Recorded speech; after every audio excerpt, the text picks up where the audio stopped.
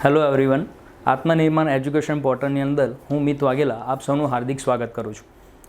આત્મનિર્માણ education પોર્ટલની અંદર આજથી હું મિત વાઘેલા ગુજરાતીને ઇંગ્લિશ મેન્સની જીપીએસસી માટે અને ડીવાયએસઓની મેન્સ માટેની પરીક્ષાનો સિરીઝ હવે હું ચાલુ કરવા જઈ રહ્યો છું.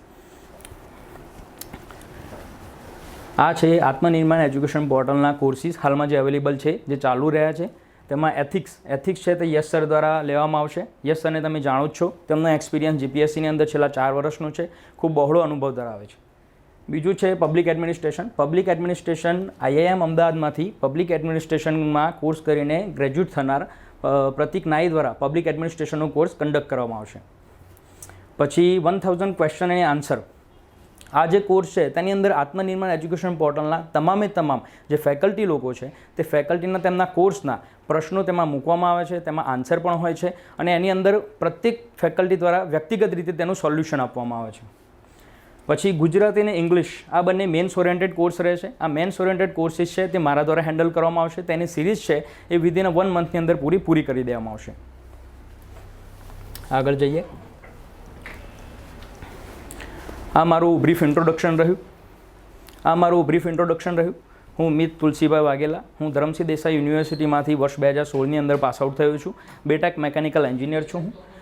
જીપીએસસીમાં મારો એક્સપિરિયન્સ છેલ્લા 4 વર્ષનો છે. મેં પાસ આઉટ થયા બાદ પ્રથમ પરીક્ષા મારી G-SSBની આપી હતી, જે હું પાસ કરી ચૂક્યો હતો.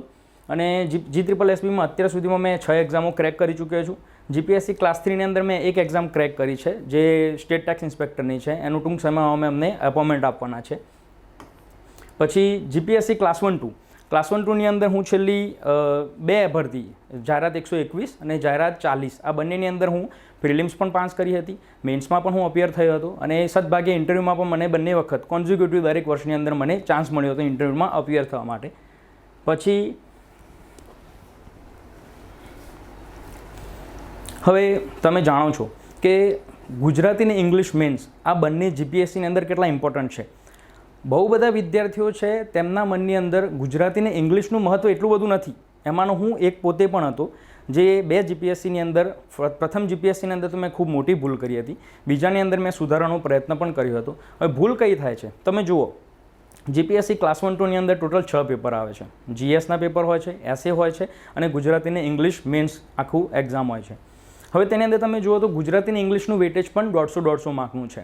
જેટલું વેટેજ GSનું છે એટલું જ વેટેજ ગુજરાતી અને ઇંગ્લિશનું છે. પરંતુ જો વિદ્યાર્થી તરીકે આપણે જોવા જઈએ તો જેટલું ધ્યાન આપણે GSની અંદર આપીએ છીએ, જો કમ્પેરેટિવલી તમે જોવા જાઓ તો GSનું સપોઝ પબ્લિક એડમિનિસ્ટ્રેશન છે કાં તો પોલિટી છે, તેનો એક પૂરેપૂરો કોર્સ પૂરો કરવામાં તમારે મિનિમમ 1 મંથ લાગે, પ્લસ કરંટ અફેર્સ એનો પણ વધારાનો સમય લાગે છે. એની સામે જો તમે ગુજરાતી અને ઇંગ્લિશની પ્રિપેરેશન કરવા જાઓ તો હું પોતે જીપીએસસીની અંદર GSની પ્રિપેરેશન કરવામાં 1 મહિનો 15 દિવસ એક સબ્જેક્ટને આપતો હતો. તેની સામે ગુજરાતી અને ઇંગ્લિશ હું ક્યારે તૈયારી કરતો? જ્યારે ગુજરાતી ઇંગ્લિશનું પ્રિલિમનું પેપર આવતું એના 10 અથવા 15 દિવસ પહેલાં હું ગુજરાતી ઇંગ્લિશની ચાલુ કરતો અને ટુ પ્રિસાઇઝ મેં 10 દિવસ પહેલાં ચાલુ કરતો હતો. આ મારી ભૂલ રહેતી હતી. તેમ છતાં પણ ગુજરાતી ઇંગ્લિશના માર્ક્સ મારા એની અંદર સારા આવતા હતા. હવે 2 વર્ષ થયા, બંને જીપીએસસીની અંદર હું ફેલ થયો. હું ઇન્ટરવ્યૂમાં જઈને આવ્યો, પરંતુ પરત આવ્યો જીપીએસસીની માત્ર ચા જ પીવા મળી મને. ત્યાં જીપીએસસીમાં મને કંઈ અપોઇન્ટમેન્ટ ના મળી. તો આ 2 અનુભવથી હું એક શીખી ગયો કે જીપીએસસીની અંદર પાસ થવા માટે ગુજરાતી અને ઇંગ્લિશ જેટલું મહત્ત્વનું છે, GS જેટલું મહત્ત્વનું છે, એટલું જ ગુજરાતી ઇંગ્લિશ મહત્ત્વનું છે. હવે તમને પ્રશ્ન થશે, why me and what is in Gujarati અને ઇંગ્લિશ મીન્સ? તો તમે જુઓ, પ્રથમ પ્રશ્ન હું તમને જવાબ આપું. મેં એટલા માટે કે જીપીએસસીની જે મેં 2 પ્રિપેરેશન કરી, 2 એક્ઝામ આપી, આ બંને એક્ઝામની અંદર GSના મારા સ્કોર જો હું ગણાવું તો 60થી 65 આ બંનેની રેન્જની અંદર એવરેજ સ્કોર રહ્યો હતો મારો.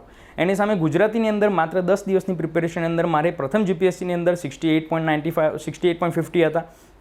ઇંગ્લિશની અંદર પણ મારા 68 માર્ક્સ હતા. આ માત્ર 10 દિવસની પ્રિપેરેશન હતી. GS કરતાં પણ 3-4 માર્ક્સ મારા એના અંદર વધારે હતા. એસેની અંદર ગુજરાતીની પ્રિપેરેશન અને તેની રાઇટિંગની પ્રેક્ટિસના કારણે એસેમાં મારા 86 માર્ક્સ હતા. તો મને ટોટલી ખબર પડી કે જીપીએસસીમાં ગુજરાતી, ઇંગ્લિશ અને એસે આ ત્રણેય કોર્સના, આ ત્રણેય પેપરના કારણે હું ઇન્ટરવ્યૂમાં અપિયર થઈ ચૂક્યો. નહીં તો જો હું 3 પેપરની અંદર ધ્યાન ના આપો તો ઇન્ટરવ્યૂમાં હું અપિયર ના થઈ શકત. તો મને 2 વર્ષ પછી સમજાયું કે મારી ભૂલ એ હતી કે હું GSને વધુ ધ્યાન આપતો હતો, ગુજરાતી, ઇંગ્લિશને, એસેને એટલું ધ્યાન ન હતો આપતો. તો વાય મીનો જવાબ એટલા માટે છે કે આ વખત જે STIની એક્ઝામ હતી તેમાં મેં GSનું ધ્યાન આપ્યું, એવું નથી કે એનું ધ્યાન મેં ઓછું આપ્યું, પણ વધારે ધ્યાન મેં ગુજરાતી અને ઇંગ્લિશ પણ આપ્યું. તો એનો મને ફાયદો એટલો થયો કે બંને પેપરના કલેક્ટિવ માર્ક્સના કારણે હું STIની અંદર પાસ થઈ ગયો. STIની અંદર હાલ મને અપોઇન્ટમેન્ટ મળવાનું કારણ GPSCમાં ગુજરાતી અને ઇંગ્લિશના પેપર છે. GS1 અને 2નો ભાગ તેમાં કહી શકાય, પરંતુ ગુજરાતી અને ઇંગ્લિશનો ભાગ તેની અંદર મહત્ત્વનો છે. આ વાય મીનો મેં જવાબ આપ્યો. હવે કોર્સની અંદર શું છે ગુજરાતીના અને ઇંગ્લિશના કોર્સની અંદર? તો હાલ હું ગુજરાતીના કોર્સની ચર્ચા કરીશ. બંને કોર્સની અંદર સપોઝ તમે જોયો કે ગુજરાતીમાં 13 આપણા ટોપિક આપેલા છે GPSCના કોર્સની અંદર. 13 ટોપિકમાંથી 13મો ટોપિક ગ્રામર છે અને પ્રથમ 12 જે ટોપિક છે તે ભાષા પ્રયોગના છે. હવે જો તમે 12 ટોપિક જોવા જાઓ તો 12 ટોપિકની અંદર જો તમે વેલ્યુ એડિશન કેવી રીતે કરવાનું માર્ક્સની વધારે માર્ક્સ લાવવા માટે તમે જુઓ, જો દરેક ટોપિકની અંદર એવરેજ 10 માર્કનો ટોપિક હોય તો 5 માર્ક તો એવરેજ મળતા જ હશે દરેકને. એવું નથી કે કોઈને બહુ ઓછા માર્ક્સ મળે છે. જો તમારું રાઇટિંગ એવરેજ હોય, મતલબ કે અબો એવરેજ હોય, અને તમારું રાઇટિંગની સ્કિલ બી સારી હોય તો તમને એવરેજ માર્ક્સ તો આપી જ દેશે. મને એ થતું હતું કે મને 50% માર્ક્સ તો મળી જતા હતા, પરંતુ પ્રયત્ન શેનો છે? પ્રયત્ન છે અડધો માર્ક્સ ને 1 માર્ક્સ વધારવાનો. હવે તમે કેલ્ક્યુલેશન કરવાની અંદર કે 12 ટોપિક છે વ્યાકરણને છોડતા. વ્યાકરણ એકદમ સબ્જેક્ટિવ છે, એમાં બદલાતું રહે, તમે તમારા અંદર પ્રિડિક્ટ ના કરી શકો. એ શેર બજાર જેવું છે. પણ સામે તમે જો બીજા 12 ટોપિક જુઓ તો 12 ટોપિકમાં જુઓ, દરેક ટોપિકની અંદર સમજો કે તમે 1 માર્ક્સ વધારે લાવી દીધો તો તમારા 12 માર્ક્સ વધી ગયા. હવે જો મારું જ કેલ્ક્યુલેશન લઉં તો મારા 68 હતા, એની અંદર તમે 12 ઉમેરી દો તો કેટલા થયા? 80 માર્ક્સ થયા મારા. 80 માર્ક્સ થાય એટલે હું ફેલ અનસક્સેસફુલ કેન્ડિડેટની લિસ્ટમાંથી સક્સેસફુલ કેન્ડિડેટની લિસ્ટની અંદર આરામથી પહોંચી શકું. અને જો બંનેની અંદર માર્ક્સ સુધરી જાય અને GSમાં પણ થોડા ઇમ્પ્રૂવ થાય તો ટોપર્સની લિસ્ટમાં આસાનીથી આવી શકાય. આ મારી વાત નથી, આ હું તમને પણ કહી રહ્યો છું વિદ્યાર્થીઓ તરીકે અને એસ્પિરન્ટ તરીકે, કે તમે પણ મારા જેટલી જ પ્રિપેરેશન કરી રહ્યા છો. સમયનો ખાલી તફાવત છે. હું 1-2 વર્ષ તમારથી આગળ ભણી ચૂક્યો છું, તમે અત્યારે આવી રહ્યા છો. તો મારા અનુભવનો જે નિચોડ છે હું તમને આપવાનો પૂરો પ્રયત્ન કરીશ. હવે પ્રથમ ટોપિક આજે હું એવું વિચારી રહ્યો છું કે ચર્ચાપત્રનો ટોપિક લઈએ. એ ખૂબ જ મહત્ત્વનો ટોપિક છે. તે પહેલાં ગુજરાતીની અંદર પોતાના વોકેબ વધારવા માટે કેવી રીતે તમે પ્રેક્ટિસ કરી શકો તેના માટેના હું મારી પોતાની હિન્ટ્સ આપીશ, જે મેં પોતે પ્રયોગમાં લઉં છું. જો પહેલાં જુઓ, પહેલાં છે ન્યૂઝપેપરના આર્ટિકલ. હવે દરેક કેન્ડિડેટ છે, તમે જોજો કે UPSC હોય કે GPSC હોય, એ લોકોનું મહત્ત્વનું શું હોય છે કે તમે ન્યૂઝપેપર વાંચો. એ લોકો હિન્દુની ઇન્ડિયન એક્સપ્રેસ વાંચતા હોય છે. મેં એ વાંચવાનું તમને નથી સલાહ આપતો. મારું એમ કહેવું છે કે ગુજરાતી જે પેપરો આવે છે એની અંદર તેની પોતાની પૂર્તિઓ હોય છે, એ પૂર્તિઓ તમે વાંચો. રઘુવીર ચૌધરી સાહેબ છે, વિનેશ અંતાણી છે, કૃષ્ણકાંત ઉનડકટ સાહેબ છે, પછી કાજલ ઓઝા વેદ મેડમ છે. તો આ બધાને તમે આર્ટિકલ જુઓ. આનાથી ફાયદો શું થશે તમને? તો એ લોકો 30 વર્ષથી લખતા આવે છે, 25-30 વર્ષથી. તેમનો જે શબ્દ ભંડોળ હશે એ શબ્દ ભંડોળ એકદમ સમૃદ્ધ છે. એના અંદરથી તમે સપોઝ કોઈ આર્ટિકલ વાંચો, મેં એક આર્ટિકલ વાંચ્યો, મિનિમમ તમને 5 મિનિટ લાગે આર્ટિકલ પૂરું કરતા. તો આર્ટિકલમાં તમે અંડરલાઇન કરો, નવો શબ્દ તો એ કયો મળ્યો, નવો રૂઢિપ્રયોગ કયો છે, તેની અંદર એવી વાક્યરચના કઈ છે જે હાલના સાંપ્રત પ્રવાહ જોડે કનેક્શન તમને એકદમ અદ્ભુત લાગી વાંચીને એની અંડરલાઇન કરી દો. પોતાની જગ્યાએ એક બુક રાખો, એ બુકની અંદર તેની અંદર નોટ ડાઉન કરો, અને જ્યારે એક્ઝામ આવે એના આગલા દિવસે આખું વાંચી જાઓ.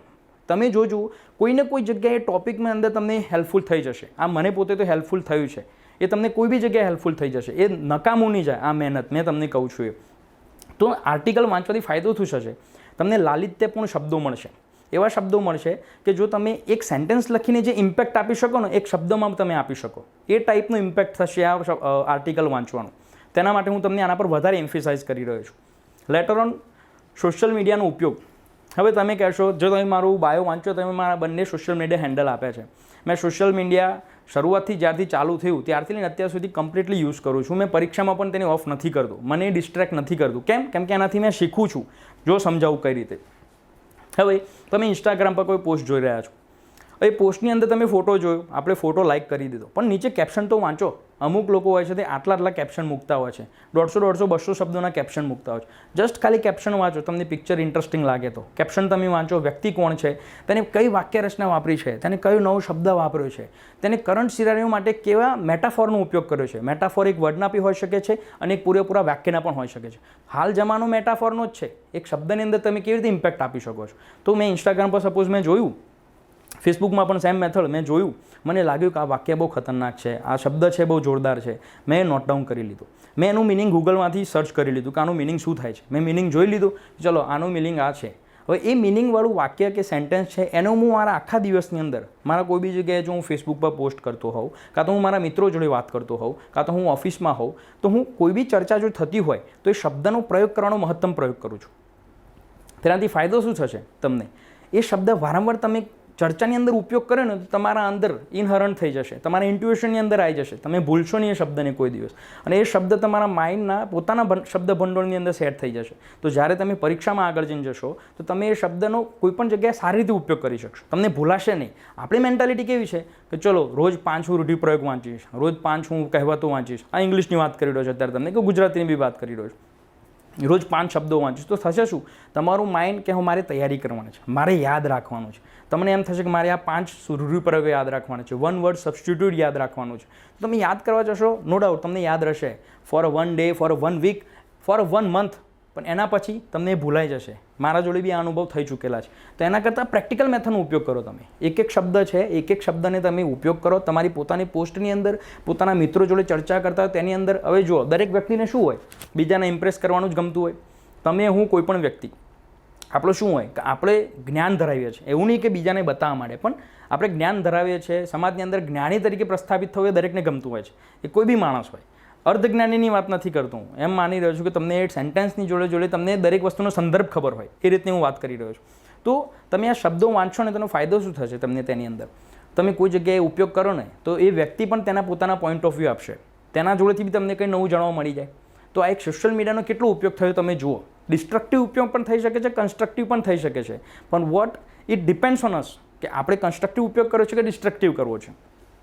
હવે મોક ટેસ્ટ, કોઈ બી પ્રિપેરેશનની અંદર મારું એવું માનવું છે કે મોક ટેસ્ટ છે ને એ કઈ મહત્ત્વની ભાગ ભજવે છે ખબર છે, કે જેમ મહાભારતની યુદ્ધની અંદર કર્ણ હતા એ કેવી રીતે પોતાનું વિદ્યાનું વિસ્મરણ થઈ ગયું હતું, તો એ રીતે આપણે લોકો બી જ્યારે પેપર મોક ટેસ્ટ ના લખીએ ને તો ત્યાં પેપરમાં અંદર જઈને ફોર્મેટ બી ભૂલી જઈએ, કઈ રીતે લખવાનું છે, વિદ્યાનું વિસ્મરણ થઈ જતું હોય છે. એ ના થાય એ માટે મોક ટેસ્ટ રેગ્યુલરલી આપવા જોઈએ. રેગ્યુલરલી એટલે કેવું, 1 વીકલી, બાય વીક તમે એક આપો. મારું એવું માનવું છે કે તમે એક અઠવાડિયાની અંદર એક મોક ટેસ્ટ લખો, એનાથી તમને ફાયદો શું થશે. પ્રેક્ટિકલી 3 કલાકનું પેપર છે, મારો પણ અનુભવ છે.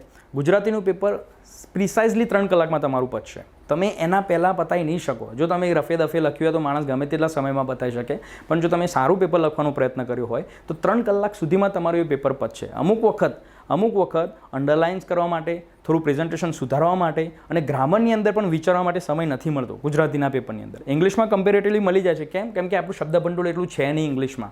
એઝ અ ગુજરાતના તમે વિદ્યાર્થીઓ તરીકે, એક્સેપ્ટ તમે ઇંગ્લિશ મીડિયમ ના હોય, પણ જો તમે ગુજરાતી મીડિયમ ના હોય, મારા જેવા વ્યક્તિઓ, તો તમારી અંદર એટલું શબ્દભંડોળ ગુજરાતી જેટલું ના હોય, તો તમે ઇંગ્લિશની અંદર તમને પેપર લખવામાં 3 કલાકમાં તમને મળે તો તમને બહુ વધારે લાગશે. 2 કલાકમાં તો તમે પેપર પતાવી દેશો, કેમ કે કન્ટેન્ટ જ નથી એટલું, ક્યાંથી લખવું. હવે મોક ટેસ્ટ તમે આપશો તો શું થશે કે તમે સપોઝ કોઈ ઇન્સ્ટિટ્યુશનમાં મોક ટેસ્ટ આપી રહ્યા છો, આત્મનિર્ભર પણ તેનું આયોજન કરવા જરૂરી છે ભવિષ્યમાં. હવે તમે મોક ટેસ્ટ આપી રહ્યા છો, મોક ટેસ્ટ તમે આપ્યો, તમારું એનું ચેકિંગ થયું. મેં એવું નથી માનતું કે વ્યક્તિઓ બહુ શ્રેષ્ઠ લેવલનું ચેકિંગ કરે છે, પણ એમનું સારા લેવલનું જેટલું થયું એટલું એ ચેકિંગ કરીને આપે છે. હવે તમે જુઓ કે કોઈ ટોપિક તમે લખ્યો ચર્ચાપત્ર, એ ટોપિકમાં તમને એ લખીને આપશો કે તમારું પ્રેઝન્ટેશન સારું નથી, તો તમે જોશો હા મારા અક્ષર સારા નથી, મેં લાઇનિંગની અંદર સ્પેસિંગ સારું નથી રાખ્યું, મારું પ્રેઝન્ટેશન મને નથી ગમતું જોઈને. અક્ષરની વાત અલગ છે કે અક્ષર કોઈના માણસના સારા કે ખરાબ હોઈ શકે છે, પણ બીજું જે વસ્તુ છે જેમાં તમે સુધારી શકો, તમે ઠીંગણા હો, ઊંચા હો, કાળા હો, ધોળા હો, ગમે તેવા હો, તમે દરેક રીતે સુંદર છો, પણ તમારા કપડાં તમે પહેરો ને તેમાં વધારે સુંદરતા આવી જાય. આ વસ્તુ છે પ્રેઝન્ટેશનની. પ્રેઝન્ટેશન તમારા કપડાં છે સુધારવા માટે. તો મોક ટેસ્ટની અંદર તમને શું થશે, તમે લખશો ને જેટલી વખત, બિલીવ મી, મેં જેટલી વખત મોક ટેસ્ટ આપે છે ને એમાંથી કંઈ ને કંઈ મને શીખવા મળ્યું છે. જો શીખવાની તમને લગન હોય તો આ મોક ટેસ્ટનો ફાયદો છે. પછી છે Gujarati news bulletin. News bulletin એટલે સાંજે 7 વાગે 8 વાગે દરેક ગુજરાતી ચેનલોમાં જે ન્યૂઝ બુલેટિન ચાલતા હોય છે એ તમે વાંચો, એ તમે સાંભળો. એનાથી ફાયદો શું થશે. હવે ગુજરાતી ન્યૂઝ બુલેટિન એ લોકો કેવું હેડલાઇન બનાવતા હોય છે. હવે તમે હિન્દી મીડિયમવાળી કે અત્યારે ઇંગ્લિશની તમે ન્યૂઝ ચેનલ ના જોતા, એ બધામાં કંઈ એટલું કન્ટેન્ટ નથી, એટલું ગુજરાતી રિજનલ ચેનલોમાં છે. તો તમે આનું હેડલાઇન વાંચો, તમે હેડલાઇન જોજો. એ લોકો હેડલાઇન કેવી રીતે ડિસાઇડ કરતા હોય છે. They want to impact major mass. એમને મોટામાં મોટા વ્યક્તિઓના સમૂહને ઇમ્પેક્ટ કરવો છે. તો કેટલું વિચારીને એ લોકો હેડલાઇન લખતા હશે તમે વિચારો. ખૂબ સારી રીતે વિચારતા હશે ને. આપણે તો શું કરવાનું છે, એક જ વ્યક્તિને ઇમ્પેક્ટ કરવાનો છે. કોણ? આપણું પેપર ચેક કરવાવાળો પ્રોફેસર. આપણો એક શબ્દ જોઈને એને એમ થઈ જવું છે કે હા માણસે તો જોરદાર લખ્યું છે. એ જ વસ્તુ કરવાની છે. હવે ગુજરાતી ન્યૂઝ બુલેટિન તમે વાંચશો તો શું થશે, ગુજરાતના રિજનલ લેવલના કરંટ અફેરથી તમે અવેર થશો. બીજું, હાલમાં કોઈ બી જગ્યાએ કોઈ સારા વ્યક્તિત્વ, કોઈ વ્યક્તિએ કોઈ સારા વ્યક્તિત્વ આપ્યા હોય તો તમે તેને સાંભળી શકશો, તેના એક્સેપ્ટ તમે એનાથી તમને મળી શકશે. ન્યૂઝ બુલેટિનના કારણે હાલના સાંપ્રત સમયની અંદર અધિક સચિવો કલેક્ટરશ્રીઓ દ્વારા શું પગલાં લેવામાં આવી રહ્યા છે તે તમને જાણવા મળશે. તો એમાં ફાયદા શું થશે? સરકારી શબ્દો મળશે. આપણે આગળ જઈને શું બનવાનું છે? સરકારી ઓફિસર અથવા તો સરકારી સબઓર્ડિનેટ. સરકારી વ્યક્તિ બનવાનું છે તો સરકારી શબ્દો જાણવા પડશે. અત્યારથી પ્રેક્ટિસ કરો. પેપર લખો છો તો પેપર વાંચનારને કે ચેક કરનારને એમ લાગવું જોઈએ કે આ વ્યક્તિ અધિકારી બનવાના ગુણ ધરાવે છે. OLQ ઓફિસર્સ લાઇક ક્વોલિટી એ અત્યારથી એ વસ્તુ ધરાવે છે. એને લાગવું જોઈએ કે આ વ્યક્તિ છે એ કંઈ સામાન્ય વિદ્યાર્થી નથી, એ આના અંદર મને ભવિષ્યનો અધિકારી દેખાય છે. બહુ એમ્ફેસાઇઝ નહીં કરતો હું વધારે, કંઈ વધારેની નથી કહેતો, આ સાચી વસ્તુ છે. તમે બીજા કોઈનું પેપર વાંચો, તમે પ્રભાવિત થઈ જશો કોઈ ટોપરનો છે તો. અને કેવું જોરદાર લખ્યું છે એટલે આ ટોપર છે, અધિકારી જેવું લખ્યું છે. આપણે કરવાનું એ જ છે, આધિકારિક સરકારી શબ્દો મળે તે માટે. તો એ માટે જોવાના છે ગુજરાતી ન્યૂઝ બુલેટિન. છેલ્લું છે અપ્પદીપો ભવ. આ મારું નથી, આ મહાત્મા ગૌતમ બુદ્ધે કીધેલું છે, ભગવાન ગૌતમ બુદ્ધ. હવે અપ્પદીપો ભવ એટલે તું જ તારો દીપક થા. એમને પોતાના જીવનની અંદર તેમનો શિષ્ય આનંદ હતો, તેમની જોડે બેઠો હતો. તેમનો અંતિમ સમય આવ્યો, આનંદે તેમને પૂછ્યું, અમે વાંચેલું હતું એક જગ્યાએ, તેમનો અંતિમ સમય આવ્યો તો આનંદે તેમને પૂછ્યું કે મને તમે ઉપદેશ આપો જીવનનો. તો એમને એમ કીધું કે અપ્પદીપો ભવ, તું જ તારો દીપક થા. આ સમાજની અંદર, આ વિશ્વની અંદર કંઈ પણ મેળવવું હોય તો વ્યક્તિએ જાતે સંઘર્ષ કરવો પડશે, જાતે સમજવું પડશે. તો એ જ તમે વિચારો કે તમે કોઈ જુનિયર ક્લેર્કથી લઈને તમે કેબિનેટ સેક્રેટરી સુધી દરેક વ્યક્તિ શું કરે છે? નોટિંગ કરે છે. કોઈ જુનિયર ક્લાર્ક છે તો કોઈ પોસ્ટ આવી કે કોઈ ટપાલ આવી તો ટપાલમાં નોટિંગ કરશે કે આ વ્યક્તિએ આ રીતની વર્તણૂક કરવાની છે કે આ રીતે કામ ઘટતી કાર્યવાહી થવા સારું. એ જ રીતે કેબિનેટ સેક્રેટરી શું કરે છે? કેબિનેટ મિટિંગો ભરાતી હોય તો તેના એક્સેપ્ટ્સ તેમાંથી લે છે, તે નોટ ડાઉન કરે છે, તે પોલિસીસ બનાવે છે. તો નીચેથી લઈને ઉપર સુધી દરેક વ્યક્તિ શું કરે છે? લખે છે. તો તમે પણ લખવાની પ્રેક્ટિસ પાડો. બીજો વ્યક્તિ, હું, મારા જેવા હજારો લોકો કે મારાથી પણ એક્સપર્ટ લોકો આવીને તમને સમજાવશે ને, જ્યાં સુધી તમે પોતે એને ઇમ્પેક્ટ પોતાની લાઈફમાં નહીં લાવો ને, જ્યાં સુધી તમે પોતે લખવાનું ચાલુ નહીં કરો, ત્યાં સુધી તમે કંઈ એનો ફાયદો નહીં મળે. અપ્પદીપો ભવનો મતલબ એ જ છે કે તમે નીચેથી લઈને ઉપર સુધી પહોંચવા માટે પણ પોતે જ સંઘર્ષ કરવો પડશે. આ થોડું ફિલોસોફિકલ થઈ ગયું, પણ આ વસ્તી છે, આ જે શબ્દ છે એ મારા માટે ખૂબ મહત્ત્વનો છે. મારા વોટ્સએપ સ્ટેટસની અંદર છેલ્લા 4 વર્ષથી છે. મેં જીવનનો આને ગોલ બનાવેલો છે. હવે આગળ જઈએ. હવે ગુજરાતીના ટોપિક ચર્ચાપત્રનું આપણે શરૂઆત કરીએ. બીજી ચર્ચાઓ મેં તમને પૂરી કરી. મેં તમને ગુજરાતી પેપર લખતી વખતે માઇન્ડસેટ કેવું રાખવું, કઈ રીતે પેપર તમારા જોડે શું ડિમાન્ડ કરી રહ્યું છે, તમારી કઈ કઈ નાની ભૂલો થતી હોય છે, તમે જીએસની સામે ગુજરાતીને કઈ રીતે ઇમ્પોર્ટન્સ આપો છો કે નથી આપતા, આ બધી બાબતોનું મેં તમને કીધું વિદ્યાર્થી તરીકે. હવે આપણે ચર્ચાપત્ર ટોપિક તરફ જઈએ. ચર્ચાપત્ર, વોટ ઇટ ડિમાન્ડ્સ, એ શું ડિમાન્ડ કરે છે? ચર્ચાપત્ર આપણા જોડે ડિમાન્ડ શું કરે છે? તમે પેપર લખવા જઈ રહ્યા તો ચર્ચાપત્ર તમને શું કહે છે કે તમે આ રીતે લખો? ફોર્મેટ્સ દરેક વ્યક્તિ જાણે છે, ફોર્મેટ્સમાં કંઈ નવું નથી. કોઈ પણ પેપરની અંદર તમને ફોર્મેટ્સ મળી જશે, પણ વોટ ઇટ મેટર્સ કે એની અંદર તમે જીએસનું કન્ટેન્ટ કઈ રીતે અંદર મેચ કરો છો, કરંટ અફેરને કઈ રીતે રિલેટ કરો છો. આ બી એક જીએસના પ્રશ્નો જેવું જ છે. 10 માર્કનું ટોપિક છે ચર્ચાપત્ર. મારે ચર્ચાપત્રમાં જનરલી પહેલી વખતનું જે પેપર હતું એમાં 6 માર્ક્સ મળ્યા હતા, બીજી વખતમાં મારા 7 આવ્યા. તો 1 માર્ક્સ મારું ચર્ચાપત્રની અંદર વધ્યો 10માંથી. તો તમે જુઓ કે આ 7 માર્ક્સ છે, જો એટલા કન્ટિન્યુ રાખું કાં તો મને અડધો માર્ક્સ પણ આવતી વખતની જીપીએસસીમાં વધારે મળી જાય તો કેટલો મહત્ત્વનો ફાયદો થાય મને. ચર્ચાપત્ર, હવે તેનું નેચર શું છે ચર્ચાપત્રનું? ચર્ચાપત્ર એટલે એક શબ્દમાં મેં તમને કહું, ટ્વિટર. હાલના જમાનામાં આપણે કંઈ પણ વસ્તુ પર જે બી તમે રાજનૈતિક છે, કંઈ ચર્ચાવાળું છે, કંઈ આર્થિક છે, ધાર્મિક છે, કોઈ બી બાબત હોય, તમે ટ્વિટર પર જાઓ, તમે કોઈ પણ વ્યક્તિને ટેગ કરો છો જે સંબંધિત હોય તેને, અને તમે કોઈ એક શબ્દમાં કાં તો હેશટેગ કરીને કાં તો એક ચર્ચામાં તમે લખો છો. કેવા શબ્દોમાં?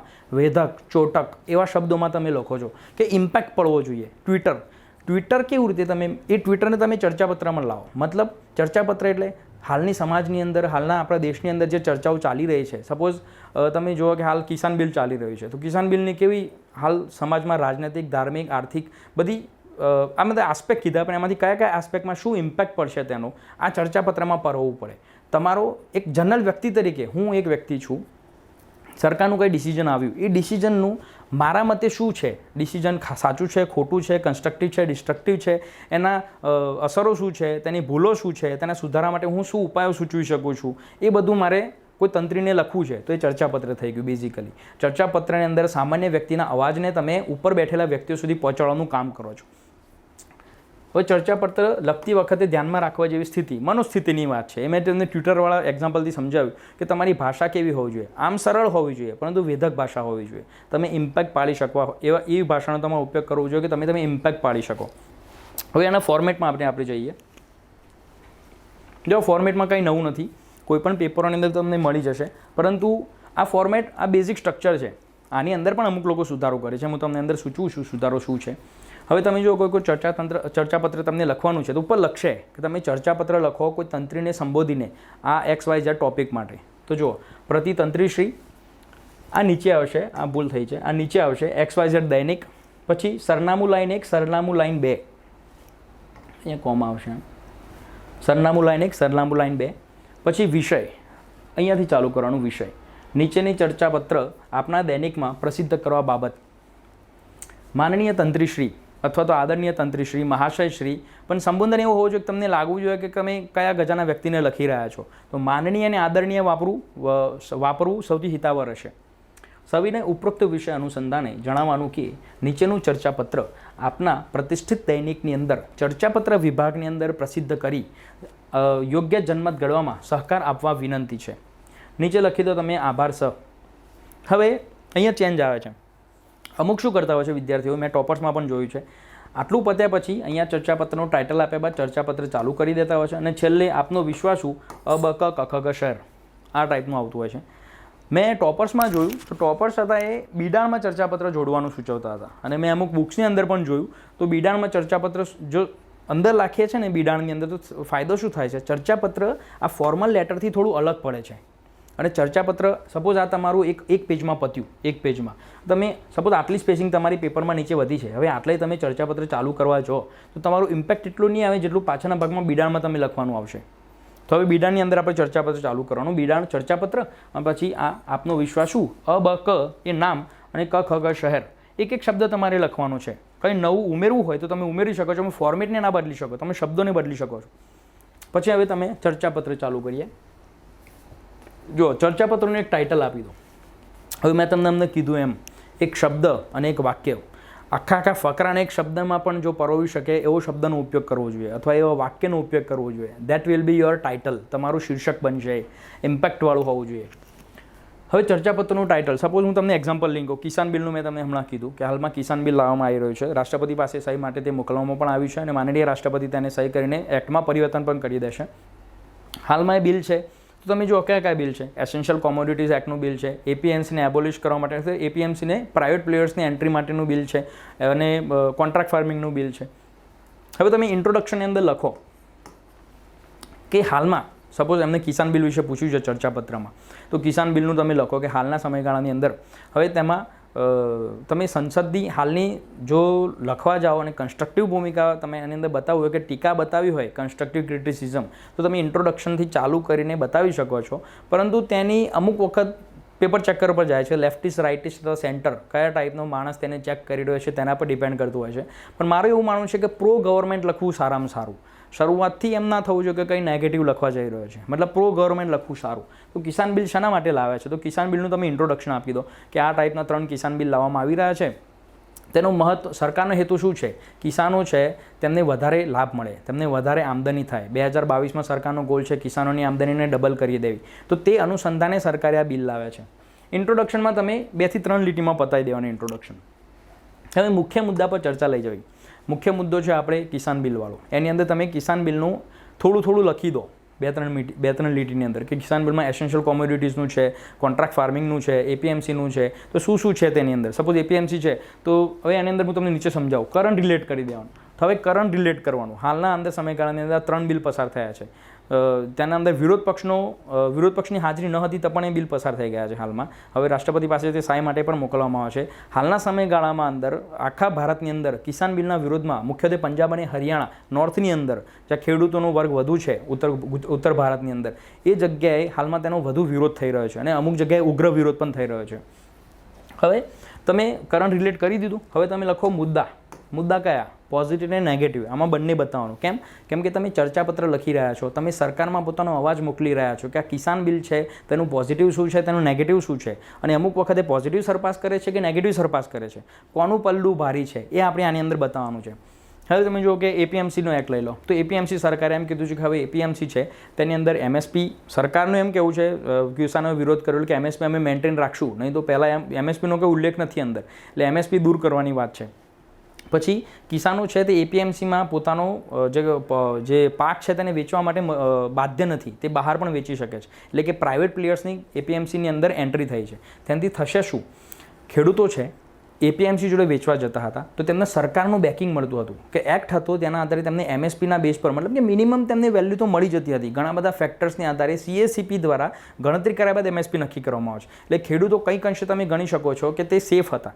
હવે એપીએમસીની બહાર તમે વેચવા જશો તો કોઈ જગ્યાએ ખેડૂતોને લાભ પણ થઈ શકે છે, કોઈ જગ્યાએ ગેરલાભ પણ થઈ શકે, તેમને ભાવ મળે ના પણ મળે.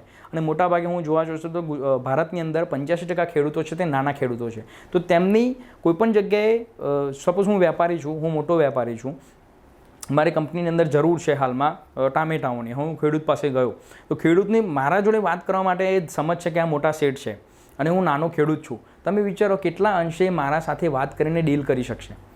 મારું પલ્લું ભારી જ રહેશે ને, હું એને જે ભાવ આપું એને મંજૂર કરવો પડશે. એવું નથી કહેતું કે એને ફોર્સ કરવાનો છે, પણ હું એનો જે ભાવ આપું એ ભાવે સ્વીકારી લેશે. એને સમજ છે કે ના આ ભાવ સારો હશે, એ વધારે વિરોધ નહીં કરે. એને ખબર છે કે એપીએમસીમાં તો અત્યારે વેચાવાનું નથી તો હું બીજી કઈ જગ્યાએ વેચીશ, એટલે ફોર્સફુલી વેચવા માટે મજબૂર થઈ જશે. તો પોઝિટિવ અને નેગેટિવ બંને લીધા. એમ તમે એસેન્શિયલ કોમોડિટીઝની અંદર લઈ લો તો સંગ્રહખોરી વધી જશે. કેમ? સરકારી મર્યાદા દૂર કરી દીધી છે, ટોચ મર્યાદા, કે કેટલું તમે અનાજ સંગ્રહ કરી શકો છો. હવે તમે વિચારો કે કોઈ મોટો સપોઝ કોર્પોરેટની એન્ટ્રી થઈ ગયા આની અંદર. હવે તમે વિચારો કે કોઈ XYZ કંપની છે, હાલ તેની માર્કેટ કેપ 10 લાખ કરોડ રૂપિયા છે. તો હવે એક કંપની પાસે કેટલા બધા રૂપિયા છે. હવે જો હું એપીએમસીમાં હતો તો એપીએમસીમાં હું એક નાનો મિડલમેન હતો, તો મારી પાસે જે ભંડોળ છે સપોઝ 1 કરોડ ભંડોળ ગણો જેનાથી હું ખરીદી શકું છું ઘઉં કે ચોખા. હવે કોર્પોરેટ પાસે તો કેટલા રૂપિયા હોય, એ લોકો કેટલું બધું અનાજનું સંગ્રહ કરી શકે છે સારી રીતે, વેલ મેન્ટેન. તેનાથી થશે શું? બજારની અંદર એ લોકો ભાવને ફ્લક્ચ્યુએટ પોતાની રીતે કરી શકશે. ડિમાન્ડ એન્ડ સપ્લાય ઇકોનોમિક્સનો તમે જે કોન્સેપ્ટ છે તે તમે જાણો છો કે ડિમાન્ડ વધારે હશે, સપ્લાય ઓછી કરી દેશે તો ભાવ વધી જશે. ડિમાન્ડ વધુ હશે, ઓછી હશે તો ભાવ ઘટી જશે. તો તેના આધારે ડિમાન્ડ સપ્લાયને ફ્લક્ચ્યુએટ કરીને એ લોકો ભાવમાં વધારો ઘટાડો કરશે. હવે આ લોકો વધુ પ્રમાણમાં જે અનાજ છે તેનો સંગ્રહ કરી લેશે તો ખેડૂત ગયો, ખેડૂત હવે તેને ઘઉં લીધા. હવે ઘઉં તે આપવા ગણે ક્વિન્ટલ પ્રતિ ક્વિન્ટલ ભાવે આશા રાખે છે કે મને 2000 રૂપિયા પ્રતિ ક્વિન્ટલ ભાવ મળે. હવે તે આ વ્યક્તિઓ પાસે ગયો, કોર્પોરેટ પાસે, અને એમનો કોઈ મિડલમેન હશે જ, એના જોડે એની ચર્ચા કરી તો અમુક વખત એને 2000 રૂપિયા સુધીનો ભાવ મળે પણ ખરો. પરંતુ એ લોકો એમ કે અમારા જોડે તો બહુ બધો સ્ટોક છે, વેચવો હતો વેચો. તો ખેડૂતે પછી 1500માં પણ એગ્રી થઈને આવવું પડે, તો તેને નુકસાન તો થયું ને. એની સામે અત્યારે એમએસપી લાસ્ટ યરની 1900 કે 1800 રૂપિયા જેવી એમએસપી હતી, તેનું નુકસાન તો થયું કે ના થયું 300-400 રૂપિયાનું. આ તમે અંદર એડ કરી શકો છો. પરંતુ આ મેં તમને સમજાવ્યું, ભાષા તો તમારે સારી અને શિષ્ટ વાપરવાની છે. ત્રીજો તમે એક્ટ કીધો કે કોન્ટ્રાક્ટ ફાર્મિંગ. કોન્ટ્રાક્ટ ફાર્મિંગની અંદર કે ખેડૂતોની આ જ સમજૂતી શક્તિ તેમની ઓછી થઈ જશે, તે એ લોકોને એટલું કન્વિન્સ નહીં કરી શકે તમે મને આ જ ભાવની અંદર તમે મારા જોડેથી લઈ જાઓ. બીજું એમએસપીનું સંરક્ષણ નહીં મળે ખેડૂતોને. કોન્ટ્રાક્ટ ફાર્મિંગ કેવું કે તમે જુઓ કે હાલની જે બધી મોટી કંપનીઓ છે પહેલાં ફ્રી ડિલિવરી કરતી હતી, અત્યારે ડિલિવરીની અંદર ચાર્જિસ વધારી દીધા છે લોકોએ. તો ધીમે ધીમે કેમને કેવું કે નવી હશે ને, સપોઝ જીઓ નવી હતી તો કેવું ફ્રીમાં તમને નેટ આપતી હતી, ધીમે ધીમે તેની અંદર તેને ચાર્જિસ વધારી દીધા. હાલ 600 રૂપિયા જેવું પેકેજ થઈ ગયું છે, પહેલાં 300 રૂપિયામાં પતી જતું હતું, અમાઉન્ટ ડબલ થઈ ગઈ. તો તમે જુઓ શરૂઆતમાં કોર્પોરેટ પ્લેયર્સો આવશે તો લોકોને એટ્રેક્ટ કરવા માટે તે લોકો ભાવ માપના રાખશે. એટલે તે લોકો તેમને ભાવ આપશે કે ચલો 2000ની જગ્યાએ 2200 રૂપિયા ક્વિન્ટલે ખરીદી કરશે. પણ જેમ જેમ સમય જશે ને અને ખેડૂત એમના પર ડિપેન્ડ વધારે થતા જશે તો તે ભાવ ઘટાડતા જશે, એમની મોનોપોલીને તે ક્રિએટ કરી દેશે. તો કોન્ટ્રાક્ટ ફાર્મિંગના આ નુકસાન જશે. તો પોઝિટિવ નેગેટિવ આપણે બંને તેની અંદર બતાવી દીધા કે પોઝિટિવ કેવું કે ખેડૂતોને વધુ ભાવ મળશે, કે કોન્ટ્રાક્ટ ફાર્મિંગ કરી દેશે તો તે શરૂઆતથી વાવતા પહેલાં ફિક્સ થઈ જશે કે હા મને આ વસ્તુના 2000 રૂપિયા ભાવ મળવાના છે. તો વોટ એવર કંઈ પણ થશે સમાજ, કોઈ પણ થશે ઇકોનોમિક્સની અંદર, પણ મને તેની અંદર નુકસાન નહીં જાય. પછી છેલ્લે ચોટક પ્રશ્નો મૂકવાના. કેવા કે સપોઝ આ બિલની અંદર તમને લાગ્યું કે નેગેટિવ થોડું વધારે છે અને ખેડૂતો પ્રોટેસ્ટ કરી રહ્યા છે, મતલબ કંઈ તો છે કે ખેડૂતોનું નુકસાન કરી રહ્યો છે, જે મેં તમને સમજાવ્યું. ચોટક પ્રશ્નો કેવા કે ખેડૂતોનો કહેવાય છે જગતનો તાત. તો શું જગતના તાતને ખાદ્ય સુરક્ષાની હવે જરૂરિયાત પડશે? મતલબ તેમને પૈસા નહીં મળે, બીપીએલની અંદર જતા રહેશે તો ખાદ્ય સુરક્ષા તો જરૂર પડશે. તે પોતે અનાજ ઊભું કરી રહ્યો છે, તે વ્યક્તિને ખાદ્ય સુરક્ષાની જરૂર પડી રહી છે. આવા ચોટક પ્રશ્નો, દમદાર પ્રશ્નો તેની અંદર તમે મૂકો. પછી ઉપાયો આપણે પોઝિટિવ નેગેટિવ બતાવી દીધું. હવે અધિકારી તરીકે આપણા ગુણ શું છે? આપણે પોઝિટિવ નેગેટિવ બંને જોવાનું. બંને દ્રષ્ટિથી આપણે જોવાનું, પણ છેલ્લે તેને ઉપાય પણ સૂચવવા પડે ને. જીએસનું ફોર્મેટ કેવું છે? ઇન્ટ્રોડક્શન, બોડીની અંદર કેવું આવશે કે તમે પોઝિટિવ નેગેટિવ લખ્યું, સોલ્યુશન્સ આપો છો, તો આપણે આની અંદર પણ ઉપાય સૂચવવા પડશે કે કોન્ટ્રાક્ટ ફાર્મિંગ છે તો તમે કોઈ મીડિયેટર પહેલાં ગોઠવી દો વચ્ચે, કે સરકારી મીડિયેટર હોય તે કંપનીનું મીડિયેટર ના હોય તો સરકારી મીડિયેટર હોય તો ખેડૂતોને સરકારનું બેકિંગ થઈ જશે.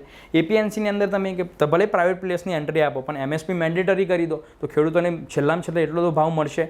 એસેન્શિયલ કોમોડિટીઝની અંદર પણ તમે સરકારની અંદર એક ટોચ મર્યાદા લાવી દો કોર્પોરેટ્સ માટે કે આટલાથી આટલાને વધારે તમે તમે આટલું સંગ્રહ ના કરી શકો, તો આ તમે ઉપાયો સૂચવ્યા. ના 2-3 લીટીમાં પતાવી દેવાનું, કેમ કે પેજ આપણને 2 પેજ આપતા હોય છે હવે તો, પણ તેને કન્સાઇઝલી સારી રીતે રિપ્રેઝન્ટ કરવાનું, બહુ એસેની જેમ ખેંચવાનું પણ નથી. છેલ્લે ઉપસંહારની અંદર તમે આખું જે ચર્ચાપત્રની અંદર લખ્યું છે તે ચર્ચાપત્રના તમામ ક્રક્સને તમે નાના કન્ક્લુઝનમાં બતાવી દો. કન્ક્લુઝન આપણે કેવી રીતે આપીએ છીએ તેમ કન્ક્લુઝનની અંદર બતાવી દો કે સરકારનો જે ગોલ છે કે 2022 સુધીમાં ખેડૂતોની ઇન્કમને ડબલ કરવાનો, તે સરકારના ગોલની સાથે સાથે ખેડૂતોનો પણ તેની સાથે સાથ જરૂરી છે. હવે સરકાર પોતાના પ્રયત્નો કરી રહી છે, પરંતુ ખેડૂતોને પણ તેની સાથે સહકાર આપવાની જરૂર છે, પરંતુ ખેડૂતોના અવાજને પણ સરકારને સાંભળવો જરૂરી છે. જો સરકાર પોતાના મનમાના હિસાબે પોતે એક્ટ પાસ કરી દેશે તો ખેડૂતોને તેનું સાંભળશે કોણ? તાર તમે ઉપસંહાર આપી દીધો. તો એક ચર્ચાપત્રની અંદર તમે આખું સ્ટ્રક્ચર આ રીતે છે, માઇન્ડસેટ આ રીતે છે. મેં તમને એક્ઝામ્પલ સાથે રિલેટ કરીને કીધું. હું જ્યારે 2017 કે 18ની મેં આપી એ સમયે કદાચ ઇઝરાયલ ને ઇન્ડિયાવાળો હતો, તો મેં કેવું ટાઇટલ આપી દીધું? આઈ ફોર આઈ. પ્રધાનમંત્રી નરેન્દ્ર મોદીએ આનો ઉપયોગ કર્યો હતો એક જગ્યાએ ભાષણમાં કે Israel for India, India for Israel. તો મેં એમનો જ શબ્દ લઈ લીધો, એમનો જ શબ્દ મેં ટોપિકમાં મૂકી દીધો શીર્ષકની અંદર. કેટલું ઇમ્પેક્ટ પડતો તમે વિચારો. આઈ ફોર આઈ અને નીચે મેં આ રીતે લખ્યું India for Israel, Israel for India. બાકી બધા 100 કે 150 પેપર કરતાં મારું પેપર તો થોડું અલગ ઉભરી આવ્યું હશે ને. મને એ શીર્ષકનું જ ગણી કદાચ 1 માર્કથી વધારે આપી દે કે આ વ્યક્તિએ શીર્ષક કેટલું ઇમ્પોર્ટન્ટ મૂક્યું છે. આ રીતે આપણે તૈયારી કરવાની છે. આ મેં તમને પૂરેપૂરું માઇન્ડસેટ કીધું કે ચર્ચાપત્ર કેવી રીતે લખવું. હવે આ લેક્ચર રિલેટેડ તમને કોઈ પણ ક્વેરીઝ હોય તો તમે મારા સોશિયલ મીડિયા હેન્ડલ પર મને ડીએમ કરી શકો છો.